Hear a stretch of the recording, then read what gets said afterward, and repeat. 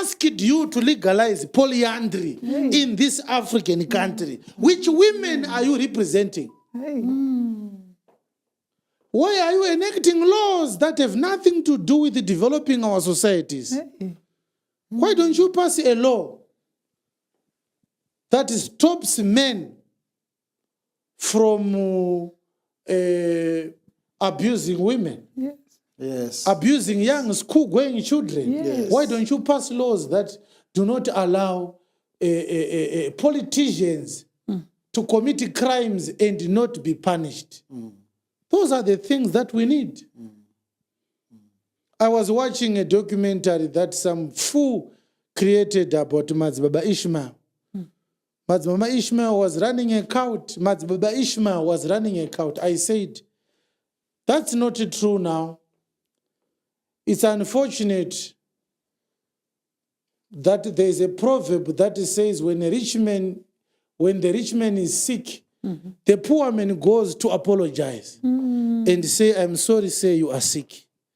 But when the poor man gets sick, he waits until he is fully recovered. And when he is fully recovered, he goes to apologize to the rich man. I'm sorry, say I was sick. It's the poor man apologizing all the time.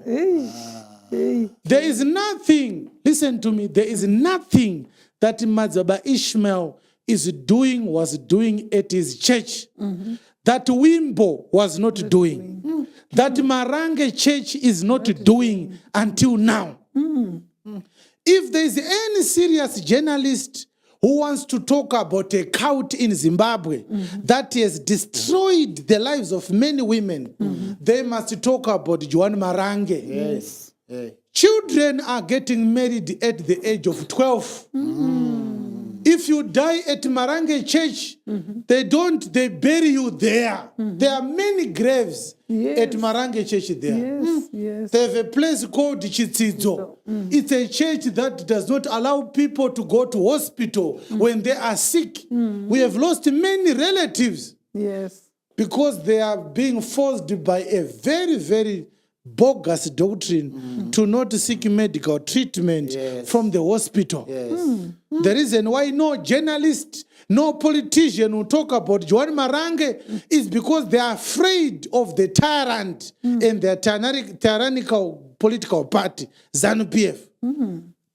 Joan Marange is untouchable because they vote for ZANU-PF. It's a scratch my back and I'll scratch your back arrangement between ZANU-PF and churches in Zimbabwe. The leaders of Joan Marange promises ZANU-PF every time they are in elections, our people will vote for you. In return, say no evil, see no evil about us. Speak no evil. If I become a president on Friday, on Saturday, there will be no Joan Marange church. I'm telling you. Yes. Tinana mainini su vakatadza kupedza form 4 vaendeswa kuvarume. Yes. Nana baba vavo zvichinzi mutemo wechechi. How many young girls are dying because of birth delivery complications? Women are being helped to deliver children by community trained midwives in Joan Marange. Some medical situations need professional nurses and doctors.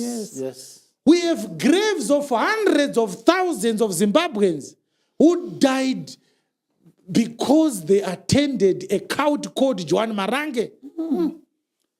You are using Mazibaba Ishmael as a scapegoat.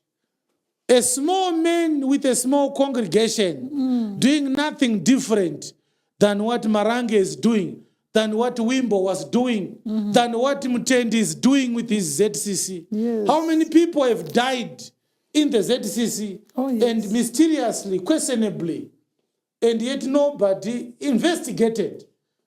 Just last year, a bus overturned when they were going to their Easter congregation convocation. Nobody investigated. More than 18 people died.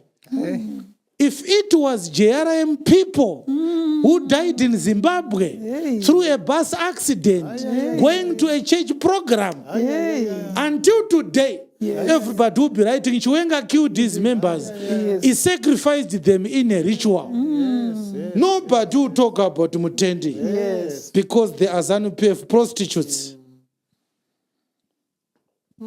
Don't tell me about Mazaba Ishmael. Zvakafanana neuyu gumbura uyu. Tinozviziva yesu gumbura kuti nyaya yakaendeserwa kujeri yanga isiri vakadzi ava. Inhau yamama iya negoridhe rekumazowe tozviziva isu. Chakafira gumbura kujeri haisi nhau yevakadzi vaakarepa, inhau yegold kumazowe. Akaita conflict naamai akanzi tokusota. We know that.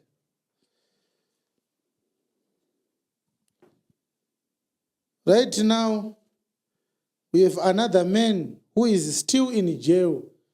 Tell us why he is still in jail. Now we see somebody saying he now owns or runs his hospital in Mount Pleasant.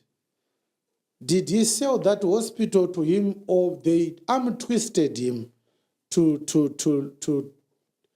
force him to relinquish his ownership of that hospital, Arundel Hospital, which belongs to Munyaradzi Kereke?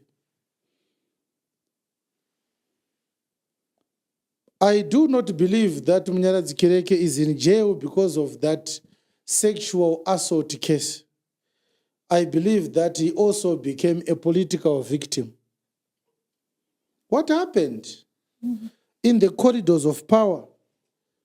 Because Munyaradzi Kereke was a darling of the Lacoste faction of ZANU-PF, to such an extent that when he ran for election as a candidate for the parliamentary seat of Bikita,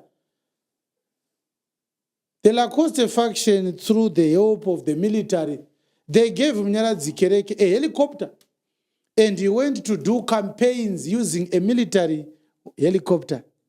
What happened between Mnangagwa's faction and Munyaradzi Kereke? What happened?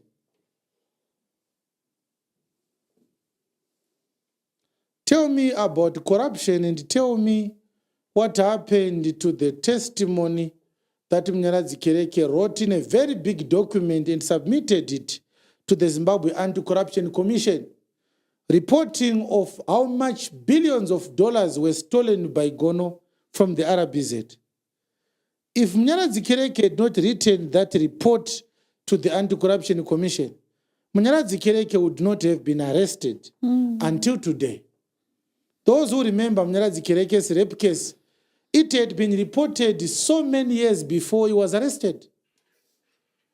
They only arrested him because he started a fight with his boss, Gideon Gono, who was a personal banker to the then First family.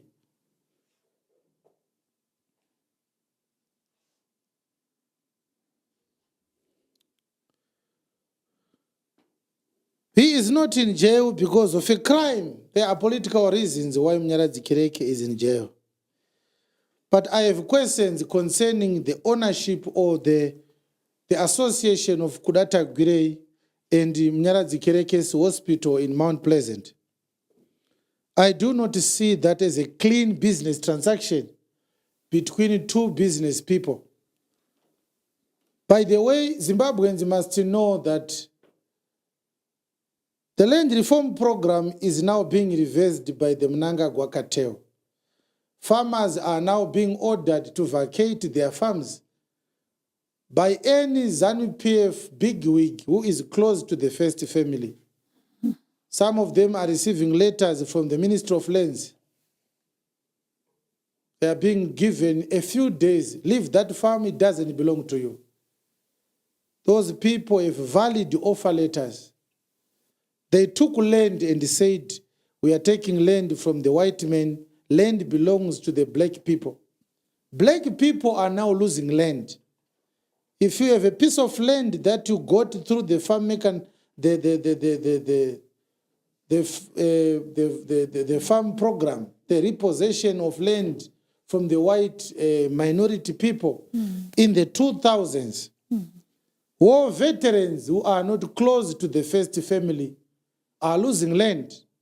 to the army people, to the Politburo people, to business people that are close to the first family. And I want you to know that it's a warning also. That land has one advantage. You can't put it into a Swiss bank account. That's one good thing about land. You can't take land in Zimbabwe and go and bank it in Dubai. It's very easy to correct the land grabbing issues happening right now since the Second Republic came into office.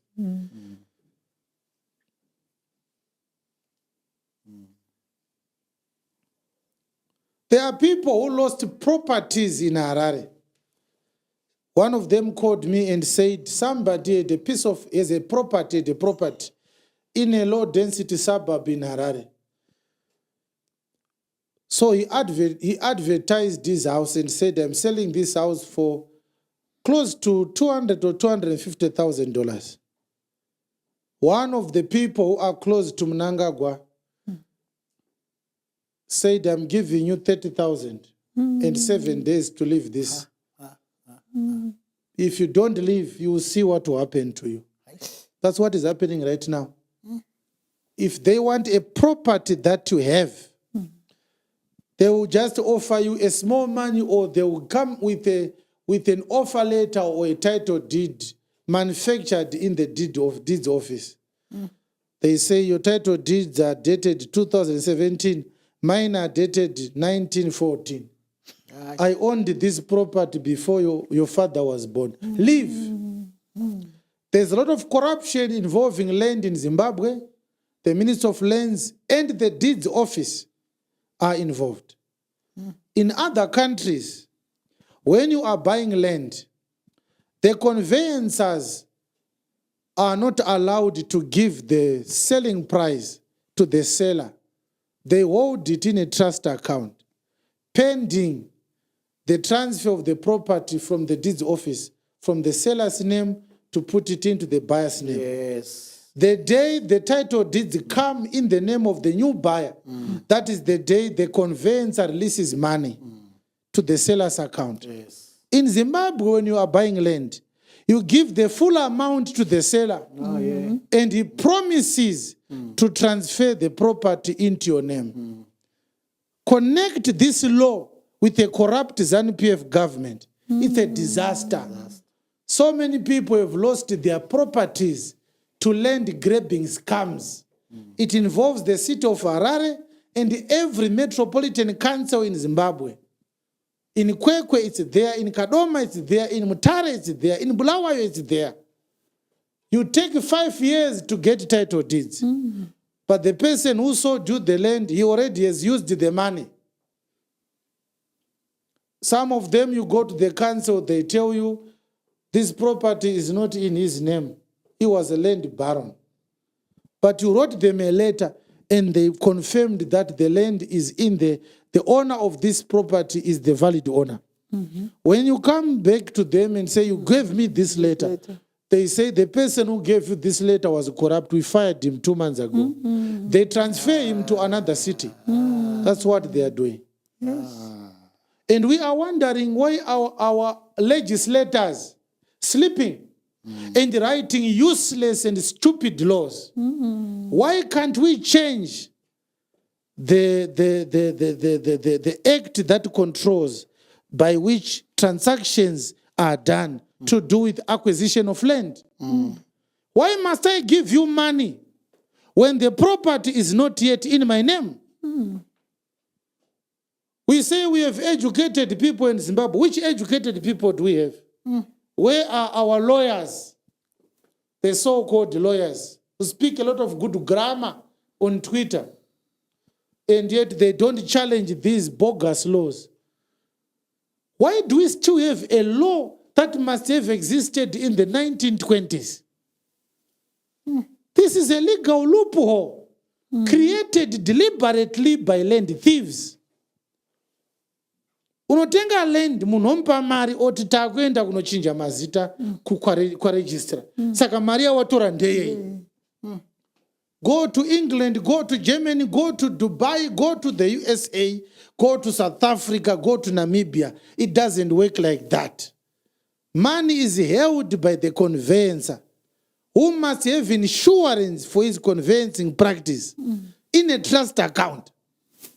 And the interest that the money attracts during the transfer period, they are paid back to the buyer's account. It is only when the deeds are in your name that the seller receives your money and you take occupation of the property. The rights of land buyers are not protected in Zimbabwe. Our parliament is extremely useless.